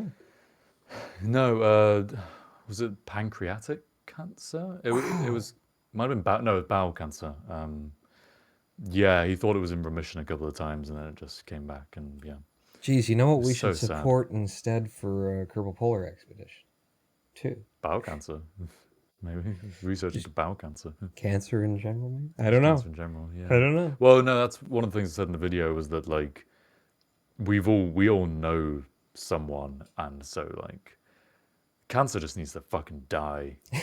You said this at the time of KPE, or at least in one of the following streams related, and I was too like, I don't want swearing on my stream, but fuck cancer, man. Like, God, you guys didn't know this? Yeah, that was like he's- my he's been pitch dead for a was while. we should just call it "fuck cancer." Yeah, And then I that looked was it up exactly and your found out, yeah, pitch. people print T-shirts and wear hats and stuff that say "fuck Yeah. cancer" on it, and it's like, if you're gonna, I mean, it's either Nazis or cancer. It's the only time when it's really 1,000% of nobody's It is, gonna and it disagree, is appropriate. except for the Nazis who no one cares about, or the cancer who also no one cares about. Oh man, God, I'm getting emotional just remembering it. It's really weird. So, in terms of like talking about YouTube and stuff, I really modeled myself after Total Biscuit in the early days. My British announcer voice is his. Talk about being original. Like, I just straight up stole that. I wanted to be him, and you don't tend to form kind of. Actually, maybe that isn't true. I was going to say you don't tend to form like strong kind of I care for this person, for like personalities, or at least I don't historically. But yeah, Total Biscuit was like the first person I really felt, yeah, just grief over. He really shaped like a lot of what I saw my YouTube persona as being, and so it was like a part of me died. Is there anyone Yeah. else, or was it mainly him as inspiration for YouTubing? Because, like I said, mine was literally you and Nerd Cubed, Dan Art. I think it does tend to be quite a limited number, doesn't it, at the time? I think it was him. I mean, there were a lot I of people can't who I think of was anyone else watching, immediately. but of the people Yeah, who no, I felt definitely in terms really of like, actual like guided impact. my what I was going to do. yeah. Oh, now I'm all sad. See, now They look, did a this is how it works. See, we came in, we were both like tired from a day. We were both like just, it felt like a lazy day kind of thing. We got talking about this stuff and just like, and then we just, and it felt really good. And chat's moving and you guys are donating. Like, thank you so much for that. And it just like felt like energizing. And then I bring up, oh, Total Biscuit died. And it's like, yeah. But yes. I don't know. I don't know what to say now. How do you long have we recover got? We've got from 20 that? minutes left on this to just grieve. Yeah. Who But else has KP4 died? Let's talk some more about dark no, I'm kidding. it can be quite therapeutic and it can feel quite nice to just grieve, can't it? But yeah, I just want to say about KP4 on the whole note of charities and YouTubers and so on and so forth. There's a lot of decisions to be made. I want to properly discuss this at some point. So, like I said to Born during the P break, maybe that can be a topic for a whole stream another time to give it the kind of space it deserves. And thank you very much for the bit, CCL GMG. Awesome stuff. Just need that Harv and Porn emoji now. And we How can do we we get can that? have we can that have a an thing we can emote because now we're affiliates. We get one. So in fact, Fuck yeah. Harvey, you've kind of been the gift master so far. Are you you got any ideas? We've actually got a number of gifts already made. Well, I mean, emoji wow, stuff like that. But Oh, right. I mean, I would say like a Daryl thing, but I feel like we've got too much Daryl stuff for the branding already. I don't know. we'll figure it out. We'll definitely get you Yeah. a Harvin Pawn something you can use. I don't really know how emojis work, but something you can use. I note that I watched Cheese05 for his speed running. Cheese of the Super Mario 64 thing, and he's gay, and he has somehow, I don't know if it's just like something that's out there or if it's his emotes or something, but dicks is like rainbow. The word dicks in chat is just friggin' brilliant. Oh, you can use emotes other places. Why there are the Ronin pawns in chat. Thank you. But yeah, we'll come up with something, on the level of dicks that you can use around places. Yeah, just a symbol that just represents like something inside about Harv and Porn, and just spread it everywhere. But make it. I like the idea of making it. It hadn't even occurred to me, but we could make it something that's actually more useful than just the Harv and Porn logo. That's all I thought that was going to be. And so when you were like, "Hey, you got any ideas for that?" Ideas? What do you mean? Are we just going to do logo? Yeah. So it'd be cool if we should think about that, come up with something. Ooh, I kind of like that, Kiddabob. Harvin Pawn landing on the desk and planting a flag. Something around planting a flag I actually don't hate. What else do we have in the talking notes here for YouTube? Because I got a lot of stuff, and it could go really dark here. I think But, monetization was a big kind of Yeah. lead on. Generally speaking, okay, so I've done a number of videos actually on monetization specifically, trying to like get the information out there about how this actually works. And in the world of YouTube's, circa at least like mid 2016, and I doubt much has changed. What you should know if you're trying to make money off of ad revenues from YouTube is you probably shouldn't be doing that, unless you're getting the 100,000 and million view count, that kind of thing, then you might be interested. But outside of that, the general CPM, or rather, so the way it works is they've got CPMs, which is ads distributed per 1,000, which, why is it CPM? We may never know. I don't know why CPM is a thing, but it's ads distributed per 1,000 What is it how they stands measure it. for. Yeah. And I came up with the idea of RPM, which is something else. The idea was something that's actually measurable by you as a YouTuber, which is view count.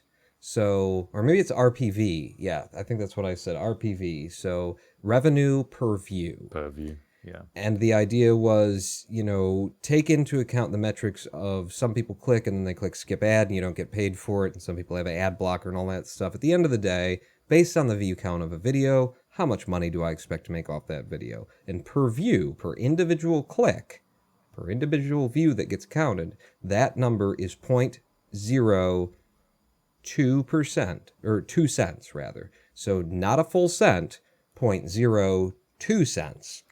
If I recall it correctly. varies depending on It exactly varies, what adverts you get, but But my over generalized average, math generally. averaged over the course of like my YouTube career, because I believe I actually did like the math on my videos and stuff like that to try and figure out what is it realistically, and it very much depends on like what types of videos you're making. If you're making videos about technology, you tend to get a higher RPV. Certain categories get more money based on what they're doing, but in the gaming category and just generally across YouTube, it's about 2 to 3 hundredths of a penny per view, I believe, is what you earn off of that. So bear that in mind when you're deciding, I want to be a YouTuber, and when you're trying to figure out how you're going to get paid as a YouTuber. Today, right here, right now, on the Harv and Pawn channel, this is the first show where we've been monetized, where we have been an affiliate. Thanks very much to Harv logging on several days and filling the quota for how many times we had to live stream in a month in order to become affiliates. We have made almost the same amount in this live stream as people have dedicated to donate us monthly on Patreon right now. And thank you so much to the people who are supporting us on patreon.com/harvinpawn. Support today.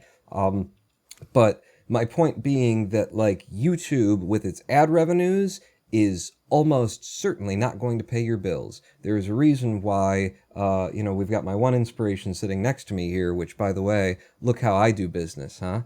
I'm inspired by someone. A couple of years later, I'm fucking working with him. The the other inspiration Pretty that I epic have, arc for you. yeah, anything to not be boring. My other inspiration is Dan Hardcastle of Nerd Cubed, and he is now doing like one proper video a week. He just started up like an extra series, but generally he's been doing one proper video a week on YouTube because he's spending all his time on Twitch. Why is he spending all his time on Twitch? Because Twitch has enabled community support in a way that YouTube kind of tried to latch onto after Twitch was already doing it well, and kind of, let's duplicate those systems.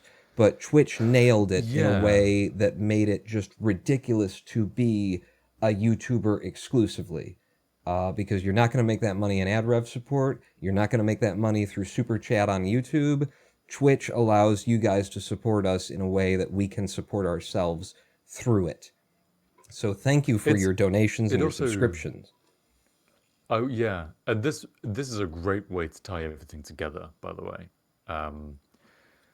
we spent most of this stream talking and kind of despairing over metrics of success and view counts and subscribers and all that bollocks, and then brought it round to, hey, you should be making what you love and kind of chasing, not even chasing, but doing justice to that inspiration that you find where you find it, not making it about you. And that kind of thing does not work in the YouTube ad revenue driven system of being like a creator and trying to make this your creative, full-time job as it is for you. What does work, because you're sitting here right now with a roof above your head, is engaging the very small is not an insult, but the smaller audience, but engaging them to that level. and having an actual community. I swear you have more of a community than I have. And look at the difference in subscriber count. Oh, my internet's just, you can still hear me? All right. Yeah, you're fine. You're with me. Yeah. So Twitch and Patreon and building these communities with the systems for direct support. If you're making the content that you want to be making and you don't get the views as a result, whoa, 5,000 bits plus 500 bonus. I don't know what that means, but awesome work. Thank you very much, ECLGMG. Cool stuff. It's amazing. It's $50 worth of bits. Holy shit. That's insane. Plus 5 is $55. I don't know what the conversion is. That's $50 worth of bits. Fuck. We make that in a month from Patreon. This is crazy. We don't even make that in a month from Patreon. So trying to ad revenue is pointless, and just this is proof that making what you want to be making and engaging the fewer people to a greater degree is a better way to do your creative activity. And just your life in general. Actually, it makes me think of, so I watch BigClive.com on YouTube. Have you ever heard of Big Clive, Harv? I've mentioned it probably once, but other than that. So Big Clive does electrical engineering stuff, and he's very often taking apart some little piece of tat that he found from a dollar store or something on the Isle of Man. And he'll be taking apart like LEDs and lights and stuff, and then rewiring them and figuring out ways to make his own stuff. Yeah, you mentioned him, yeah. And his entire style, he's got like, he hangs his cell phone over the top of the workbench, and then just his hands, and he's in there, and it's very Ashen's, who I also watch, style, where it's just basically hands and a voice, and he's doing the work, and he's zooming in and stuff, but like the whole thing is so laid back, and so just, this is what I'm doing, this is what I'd be doing anyway, because I enjoy this. I'd be down here in my basement at 2 a.m. drinking a libation while soldering on some little crap LEDs. I'd be here whether I was, showing it to you or not. And that is sort of precisely why I watch, because it's so real and laid back, and it's just like, you're there, you're with him, he knows what he's talking about, he does the thing. Sometimes it explodes, very rarely it explodes. He sort of plays it up that it'll explode more often than it does. But very rarely it goes wrong. Most of the time he's just really good at what he does, and it's like, it's chill and it's real, and he engages the people in his audience, and he's got like a link that says buy me a coffee, and it goes to a PayPal account kind of thing. And that's how, that's what makes it, that's how he gets paid for doing it. But he still works as an electrician and all that kind of stuff, and you just, like, you have the whole smell and sense that he's doing this because he'd be doing it anyway, and why not bring you along? As opposed to, I'm doing this because I desperately need you to love me and watch my content, and I need the money!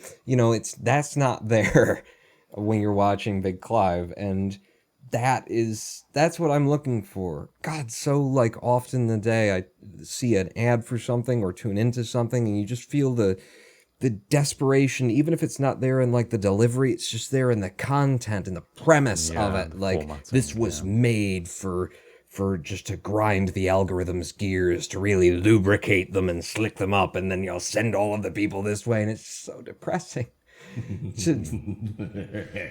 Excellent. Jermacia just subscribed. Excellent. Thank you. That might be our first subscriber. It hasn't played yet today. Jermacia, our first subscriber. Thank you so much. Jesus, awesome. God, you dropped like, well, what would that be? That'd be over $70 on us today. Keep going, lad.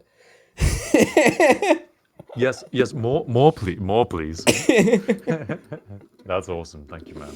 But this is like the main point about this too. This isn't the main point about what I've been talking about, but to come back to this is, if you are interested in being an entertainer on YouTube, on Twitch, like, one, do what you want to do. Be doing what you want to be doing, because if success happens to fall out of the sky, you don't want to be caught doing something that you thought would work well, and now you're stuck doing that forever, or else the audience will go away. And also, like, don't look to the advertisers, don't gear your content to the advertisers, don't even try and play along with YouTube's, like, this is ad-friendly, this isn't ad-friendly, we won't monetize this system. You're just going to end up being another clickbaity channel. And it just limits your creative capacity. We turned ads completely off for all of the VODs that I've been uploading to the channel. We didn't want to play that game. Like, yeah, I agree. Don't play the game. Don't get caught by it, because it's designed for that. And as a matter of fact, like, I have almost exclusively nice things to say about, like, the Kerbal Media group that we were both in. But the concept of media groups in games, there's so many people out there, small YouTubers, who are trying to, like, they want to be there where you're in the media group and you're part of the in crowd. And there are so many marketing people who are so ready and willing to latch in and just sink their claws into you and make you feel like you're part of something on the inside in order to make you a quantified, like, usable marketing tool of theirs.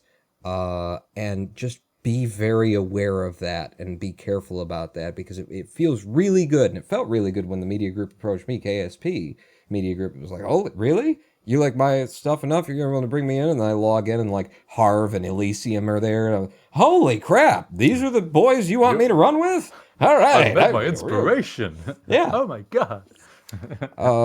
It feels really good, but it's like there are some of them who are using that. And in fact, I want to say most of them that are using that in order to turn you into something that they know that they have some level of control over, so that they can get you to produce content that continues to be in the vein that's helping them to market whatever it is that they're marketing that day. And when you get into a situation where you have that closer relationship with a developer or a marketer or a publisher on behalf of a certain game, it's going to be that much harder for you internally to find the courage and the strength to say, you know, I really don't like what they did with the latest update. This really sucks. That doesn't work. This is, what they need to do is this, that, and the other thing. And you get these really tangled lines of, like, intent and tangled lines of genuineness, because you want to say something that you feel is like what you should be saying to your audience, because they're here and we're all like, we know what's going on here. But at the same time, you've got these relationships with these professionals in this industry who have let you into their private little club, and you feel so happy to be there. If you are ever suffering from the happy just to be there effect, you need to, like, just step back and go, I'm here. I need to just keep being me.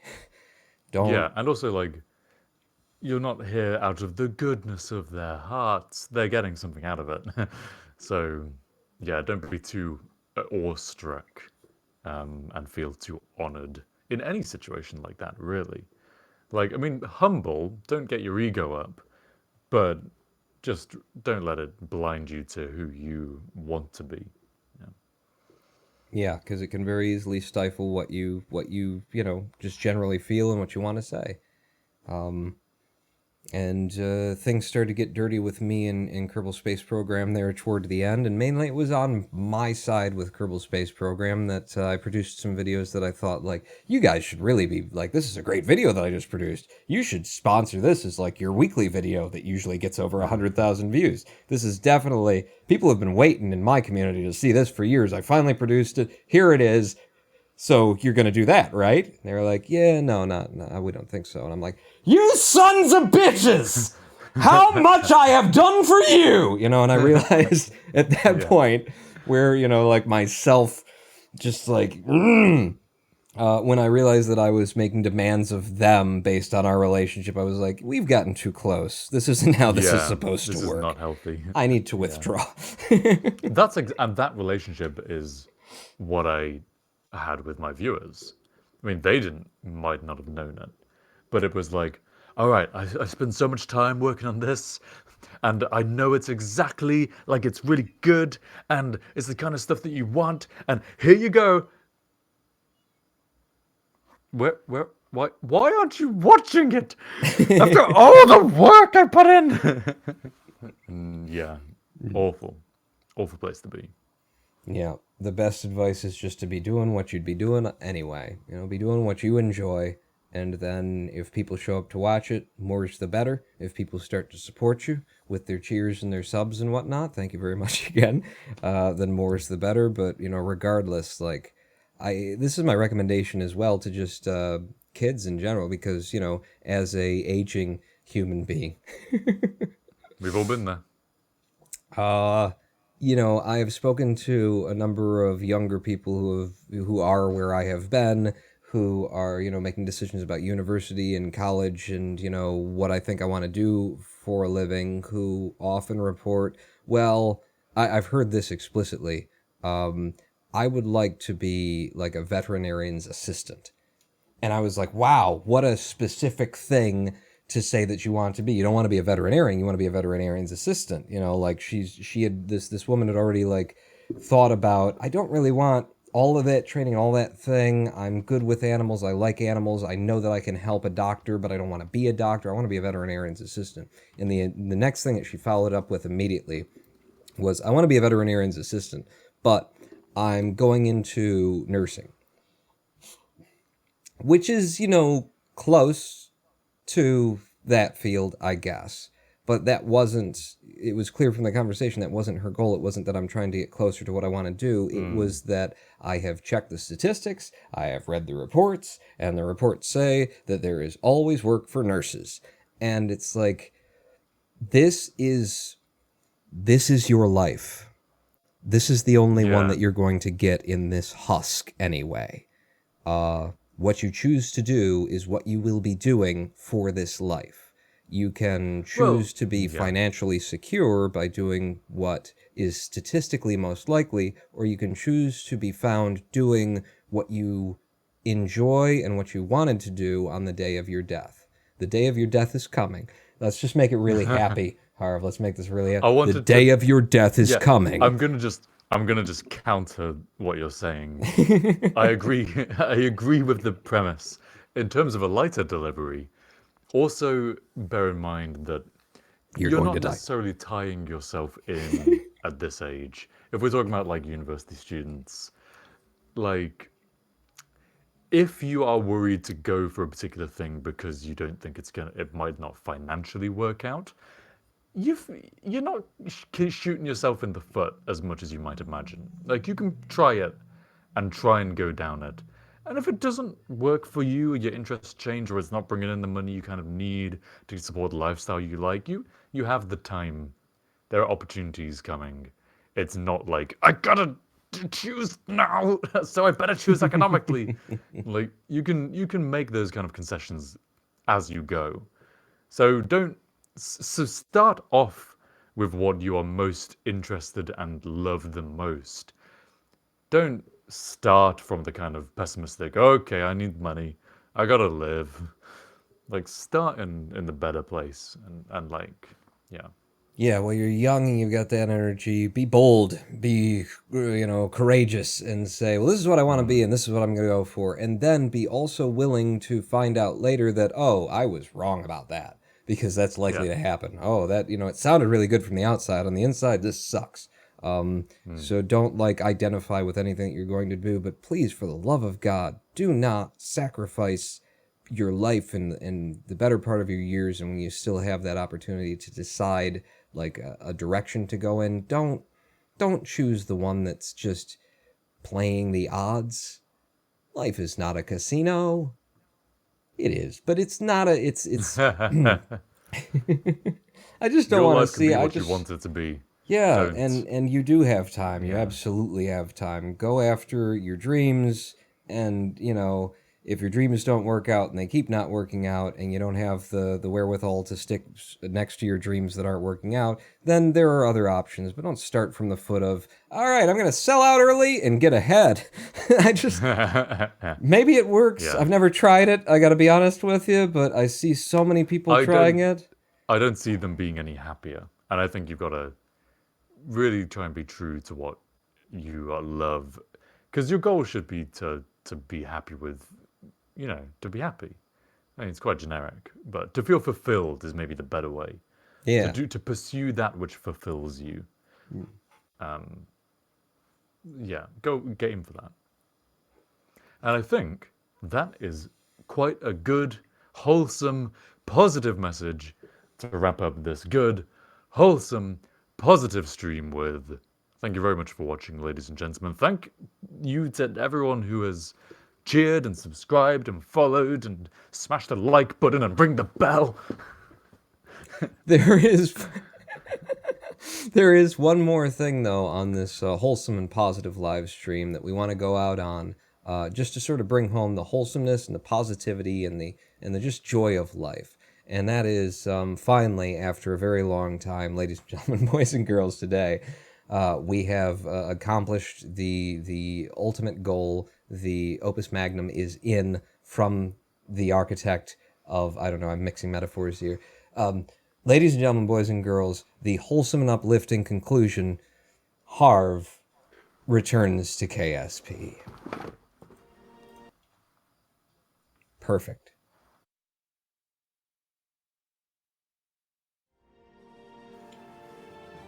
Check.